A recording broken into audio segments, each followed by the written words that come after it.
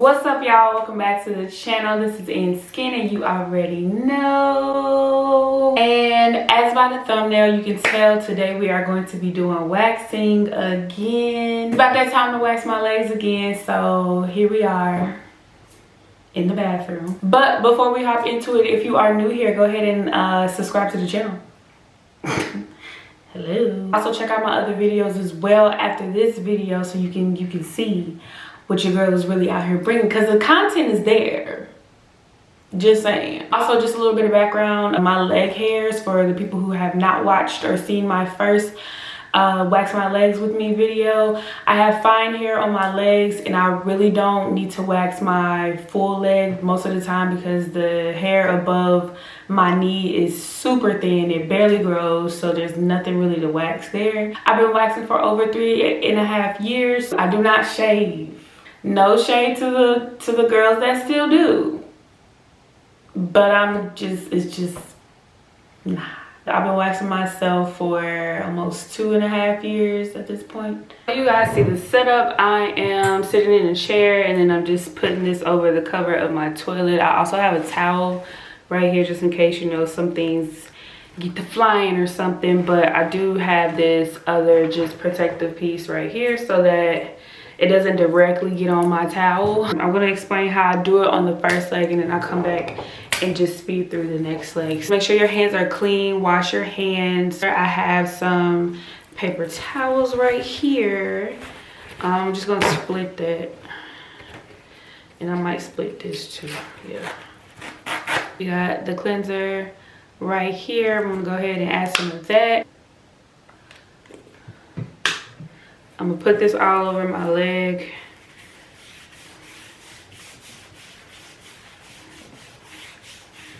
Then right here we have the Epilation Powder that I'm going to be using, which is basically just if I do begin to sweat or something like that, the powder can soak it up before the wax starts having issues. You do not have to use this powder. This is not the only powder that you have to use. You can use baby powder. I would prefer it be the baby powder, the talc-free baby powder, or you can get just plain old cornstarch. But then I'm just gonna pinch it so that I have better control of where the powder goes,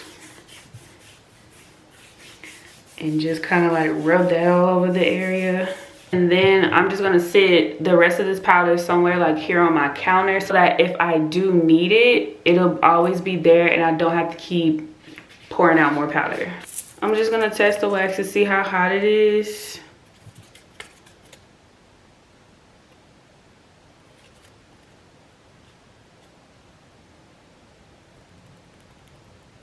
Okay, so after we let that sit for a few minutes, I can go ahead and rip that off. The wax is a pretty good temperature and you want to get a good amount of wax on there since we are covering a bigger area. You want to continue to twist the stick around so that it's cooling the wax down even more before you apply it to your skin. Also, remember when you are applying to your skin, you want to pull the skin taut. So the best way to do that while you're waxing yourself, while you're waxing your own leg, is to pull your skin back on your leg like that. So just squeeze your leg and that'll kind of pull it taut so that you can get all the hairs. And whatever direction you apply the hair in, you rip from the opposite direction. So I'm going to apply downward from about here.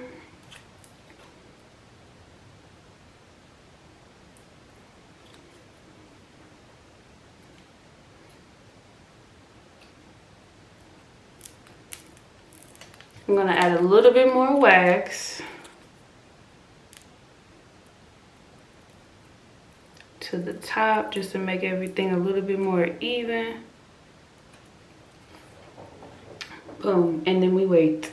Continue to fill on the wax just to make sure it's not too cold. You still want it a little warm. I would like to make a small but rather important announcement. And then down here where I created my lip, I'm just gonna go ahead and pull and see how that's feeling. Oof. Feels like it's ready.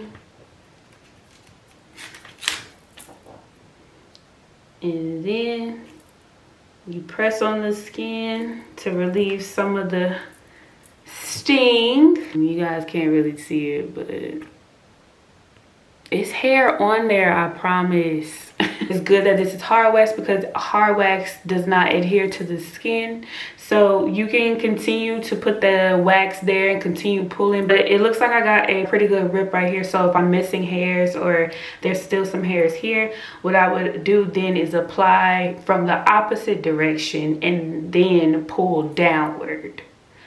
Since I applied from here the first time on downward and then I ripped up, the next time I would do it, I would apply from down here all the way up and then rip down. That way you cover both directions of hair growth. I'm gonna do one more strip. Adding in a little bit more wax here.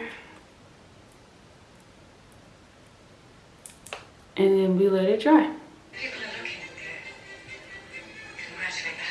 All right, so it's feeling like it's ready now. Now to hold it tight, I could pull it from here. I could pull my skin back from here and then just rip, or I could still continue to grip and rip. I think I'm gonna pull it from back here.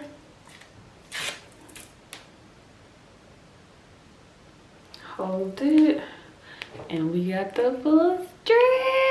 I know it's looking like I'm not even pulling anything off, but I definitely am, okay? So I'm gonna continue on the rest of my legs. Probably gonna time lapse it so you're not just sitting here for 50 minutes. Here we go.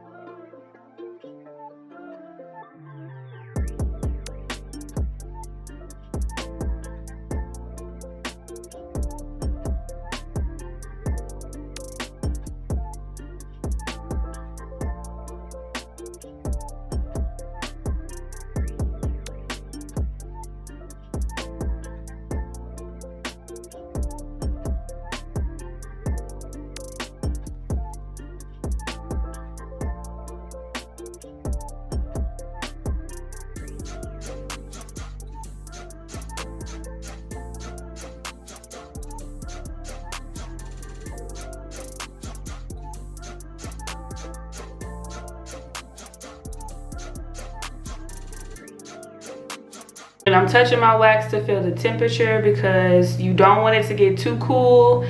If it becomes too cool, it's gonna crack when you rip it.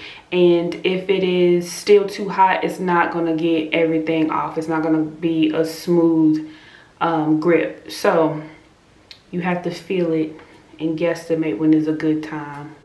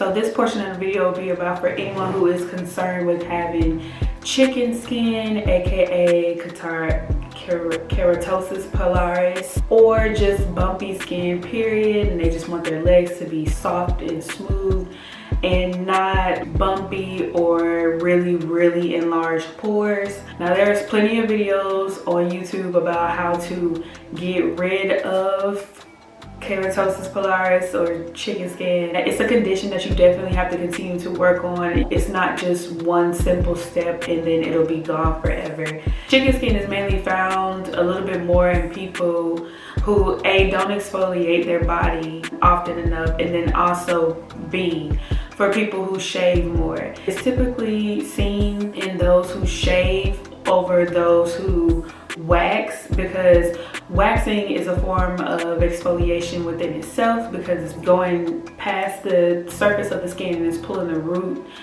of the hair follicle straight out of the skin, whereas shaving is just shaving whatever is on the surface of the skin and it's just cutting it off, which is why you get like razor bumps, which is why you get chicken skin and everything like that if you do not exfoliate after, because now your pore is clogged with either dirt, debris, hair, or all three.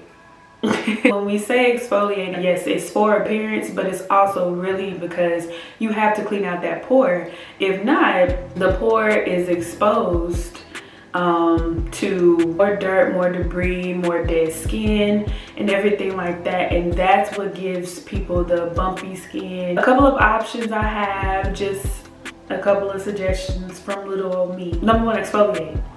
Like, y'all know that's my favorite thing in the world to do. Exfoliate. Whether you shave or whether you wax, you need to exfoliate. Now there's different methods of exfoliating, such as physical exfoliation where you have like an actual scrub, or chemical exfoliation where you may have a toner or like a cleanser or something like that that has exfoliating properties in it. Something with glycolic acid in it, maybe lactic acid in it. A BHA, which is a beta hydroxy acid, and you just have to be careful and understand your skin as well, because you don't want to over exfoliate your skin and then you may cause more issues. It's a little bit different when you shave because you can kind of just do whatever right then and there, but as far as exfoliating your as far as waxing and then exfoliating, your skin is already been exfoliated, so to go back and exfoliate either the day of or even the next day might be a bit much for people. You have to learn your own body when it comes to that one, but definitely continue to exfoliate every day after that, I would suggest. Just me. Or if not every day, it depends on how often your body can handle the exfoliation. There's also dry brushing, which is another form of physical exfoliation. I don't dry brush in particular, but I know people who do, and they always just recommend that you dry brush towards your heart and never down. Here are my current exfoliating products that I use right now, because it's such an oldie but goodie.